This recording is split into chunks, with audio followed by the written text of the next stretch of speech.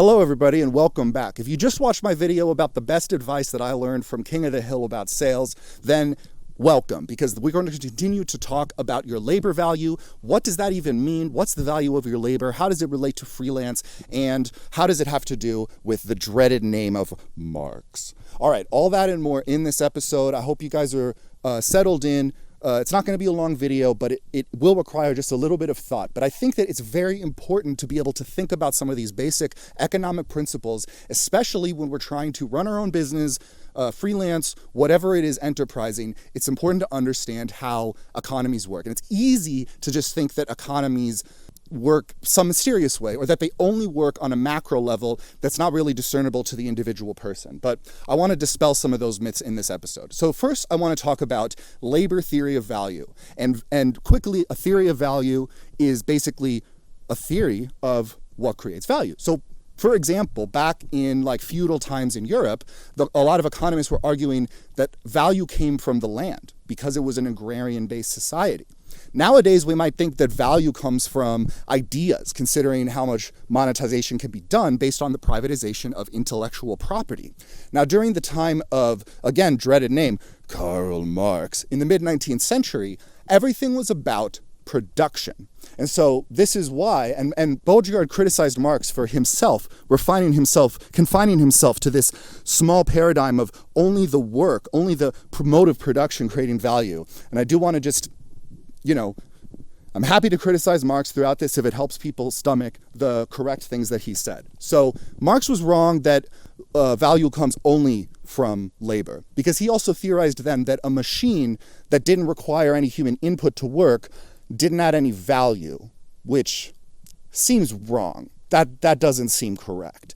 But undoubtedly, labor does create value. And you can see on a large scale the way that the value gets transferred from poorer nations to richer nations, because the poorer nations are working much, much harder for much, much less money. But their labor is still contributing to the overall economic output of the globe. It's just that that value is transferred to the owners, the employers of whatever national corporation, and in the products that then go into these richer nations. So, that's kind of a global picture of how wealth can transfer and how labor creates that value. So let's think for a second. Do we actually have to be directly in society to be earning money?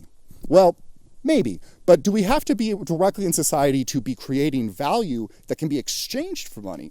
No. In theory, if you have the raw materials, the know-how, and the tools, you can go out into the middle of the woods, transform those raw materials into goods, and then as long as there's a market for you to trade those goods, then you're going to be able to make money. Where did that money come from? It came from the value that you created by transforming something into a product for somebody else.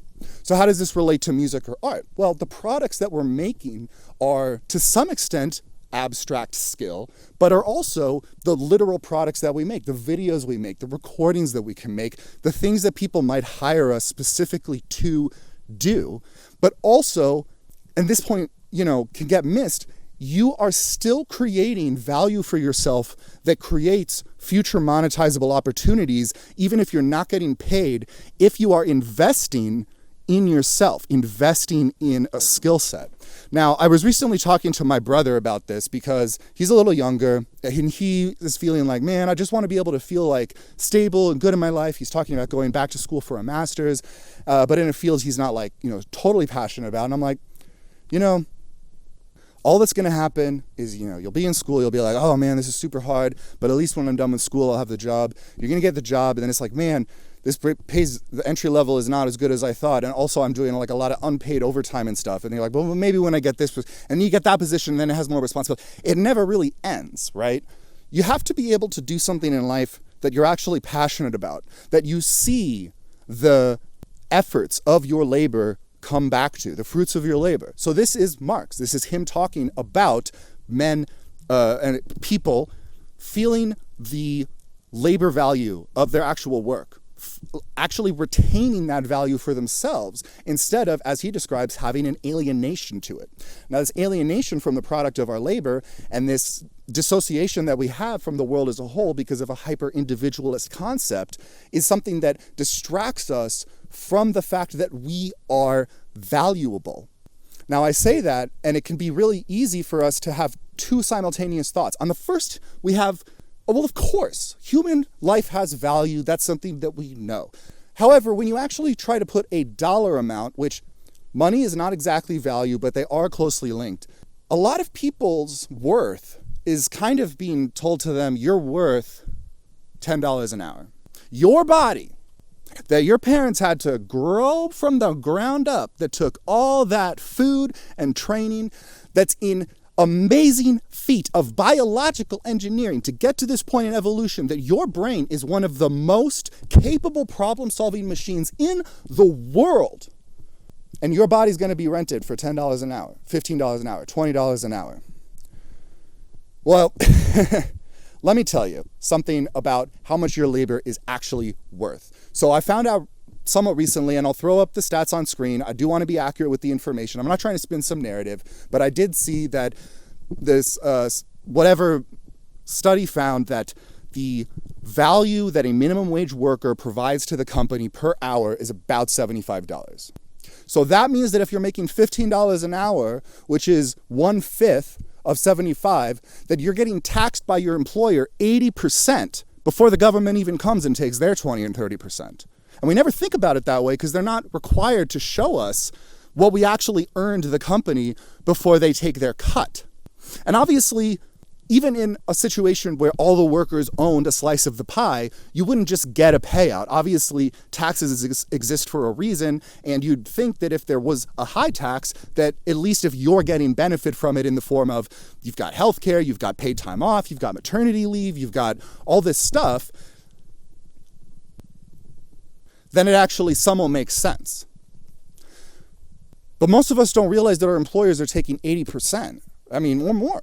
And when we hear this too, I think some of us can have the sense, because it's so hard to make a dollar, right? It's so hard to actually go out there and make money and have people spend money on you, that I think the natural response when we hear this is, can it really be that much? Like, if I just go out and do some yard work for an hour, I don't feel $75 richer.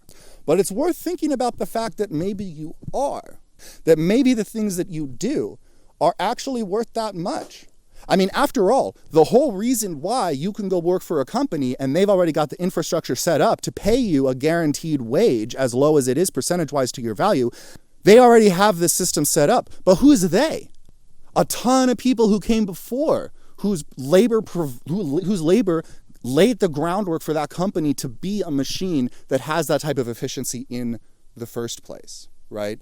So again, it comes back to anything that you're doing, and especially if it is something that people want to pay for, is valuable. And any skill that you're working on, if you work on it long enough and hone it enough and get feedback with it enough, is going to be one of those things that eventually you're knowledgeable about enough that people can pay you to do it.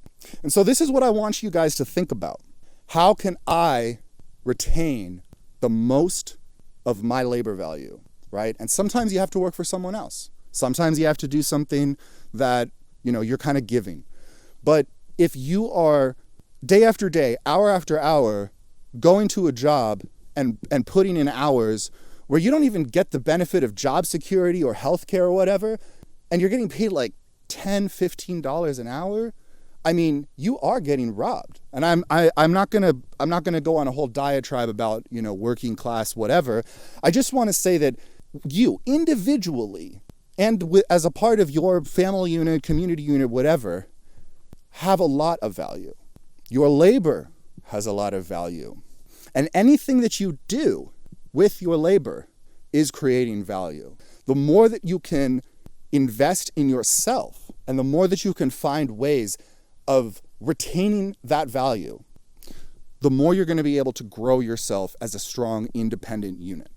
So this video is a little bit more like a pep talk than the last one, but I hope that it reaches through to you guys. I want you to let me know what you guys think. If you have any supplementary thoughts to this, if you know more about the actual economics, especially there's a lot of actual studies that look into this sort of things, let me know. I'm always super, super interested in that. And obviously this isn't actually my field. However, economics and business is super, super important to understand if you're going to be a freelancer or you're going to entrepreneur of any kind. I think that to understand your relationship to our society, you kind of have to just understand how this ebb and flow of human activity creates this bubbling, bit of value that ultimately comes from kind of collectively everybody's effort. And when you can learn how that works better, I just think you can make a better plan. So hopefully this video was of value to you and my labor was not in vain. I'm making a couple puns, but I appreciate you guys hearing me out on this one. See you in the next video. Thanks.